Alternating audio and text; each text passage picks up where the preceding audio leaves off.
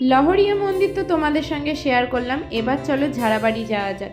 এটা একটা পাহাড়ি রাস্তার মধ্যেই পড়বে, মানে কাঠের দুর্গা প্রতিমা, তো সেখানেই আমরা যাব। তো তার আগে একটা সুন্দর ভিউ বা লোকেশন তোমাদের সঙ্গে শেয়ার করি। জায়গাটা ঝাড়াবাড়ি অঞ্চলেরই হবে। তো এখানে আমাদের গাড়িটা জাস্ট একটুখানির জন্য দাঁড় করিয়েছিল এই যে লোয়ার ড্যাম আর আপার ড্যাম যেটা আছে সেটা দেখানোর জন্য। তো খুবই সুন্দর একটা জায়গা, আর এখান থেকে না খুব সুন্দর লাগছিল জায়গাটাকে।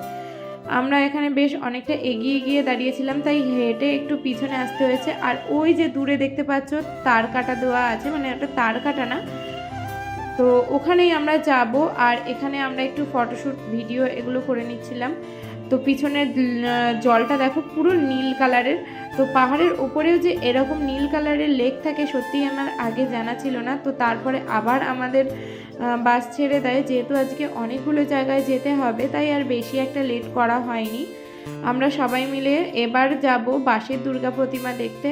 কিন্তু এখানে গিয়ে এক সমস্যা হয়ে গিয়েছিল, আমাদের জ্যামে আটকে গিয়েছিল পুরো গাড়িটা। পাক্কা 2 ঘন্টা আমরা জ্যামের জন্য বসেছিলাম গাড়ির মধ্যে, তাই আমাদের অনেকটা সময় লস হয়ে গিয়েছিল। এই হচ্ছে কাঠের প্রতিমা দেখার জন্য, যেখানে 1000 বছর পুরনো যে প্রদীপটা সেটা এখনও নাকি জ্বলছে। এখানকার যে মানুষেরা থাকেন তারাই বলেছেন, এবং যে পুরোহিত ছিলেন ওই কাঠের প্রতিমাকে পুজো দিচ্ছিলেন, তো সেই বলেছেন। তো এখানে প্রথমে আমরা ঠাকুরকে দর্শন করে আসব, এবং তারপরে আমরা এখানে টুকটাক জিনিসপত্র কিনবো করেছিলাম। তো ঠাকুর দর্শন করতে গিয়ে আমাদের অলরেডি অনেকটা লেট হয়ে গিয়েছে। আর এবার যাচ্ছিলাম আমি সেই বাঁশের প্রতিমা দেখার জন্য। মানে এখানে 2টো ঠাকুরের মন্দির আছে, একটা বাইরে এবং একটা ভেতরে। যে ভেতরে যে মন্দিরটা আছে সেটাই হচ্ছে বহু পুরনো। তো সেই পুরনো প্রতিমাই দেখার জন্য এতটা লাইন পড়ে গেছে। এখানে কিন্তু উইকেন্ডে সবাই প্রায় আসে তাদের ছুটিগুলোকে স্পেশাল করার জন্য। তো এই যে হচ্ছে সেই বাঁশের প্রতিমা দেখার জন্য কতটা লাইন। তো ওই যে প্রদীপটা তোমাদের দূরে দেখালাম ওইটাই হচ্ছে কিন্তু এখন 1000 বছর ধরে চলছে, এটা ওখানকার লোক বলেছে। তারপরে আমরা আবারও বেরিয়ে পড়েছি।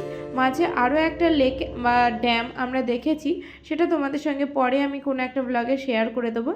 এখন চলো সীতাকুণ্ডের উদ্দেশ্যে যাওয়া যাক।